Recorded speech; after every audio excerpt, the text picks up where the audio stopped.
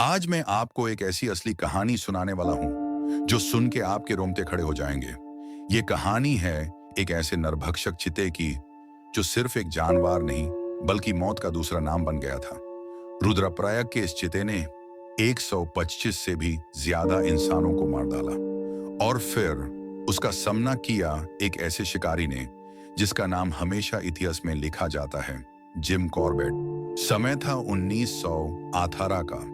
उत्तराखंड के पहाड़ों में बासा एक पवित्र स्थान रुद्रप्रयाग। हर साल हजारों यात्री यहाँ से केदारनाथ की यात्रा करते थे।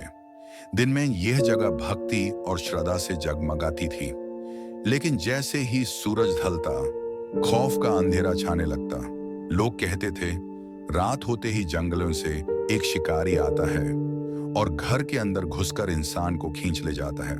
सोचिए, आप अपने घर में सो रहे हो और एक पल में खिड़की तोड़कर एक चीता आपको खींचकर जंगल ले जाए।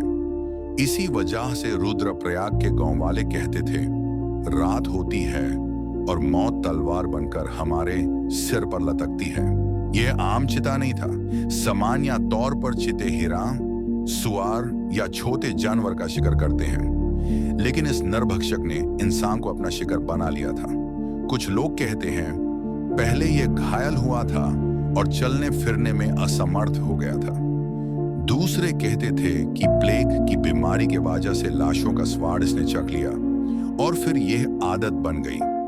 जो भी सच हो, एक बात स्पष्ट थी, इस चीते को अब इंसान का मांस पसंद आ चुका था और इस आदत ने उसे और भी ज्यादा खतरनाक बना दिया था। दिन हो या रात, लोग हमेशा खौफ के साए में रहते थे। 8 साल तक गौनवाले दर के साए में जीते रहे।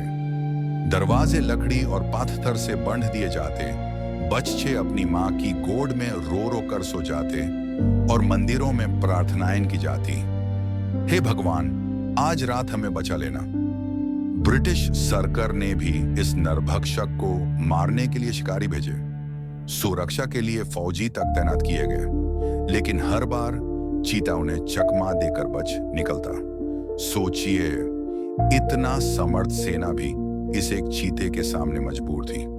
हर हार के बाद गांव वालों का खौफ और गहरा होता गया। अब उन्हें लगने लगा था शायद ये कोई प्राकृतिक शक्ति है, कोई दायन या भूत जो इंसान का रूप लेकर आता है। खींचीनाडा इस भयानक स्थिति में 1925 में पुकारा गया एक ऐसे शिकारी को जो जंगलों का असली बेटा माना जाता था, जिम कॉर्बेट। कॉर्बेट पहले भी कुमाऊं और गढ़वाल के कई नरभक्षक बघों और चीतों को मार चुके थे। उनका एक अलग ही अंदाज था। वो जंगल के हर निशान को समझते थे, पेड़ पौधों, मिट्टी और हवा से बात करते थे। लेकिन कॉर्बेट जानते थे रुद्रप्रयाग का ये चीता कोई आम नरभक्षक नहीं था। ये समझदार था, चतुर था और इंसानों से भी ज्यादा होशियार था। इसे मारना एक आम शिकार नहीं बल्कि मौत के साथ खेलना था। कॉर्बेट ने अपना शिकार शुरू किया। दिन में वो चिते के पंजों के निशान ढूंढते और रात को अंधेरे में छुपकर इंतजार करते।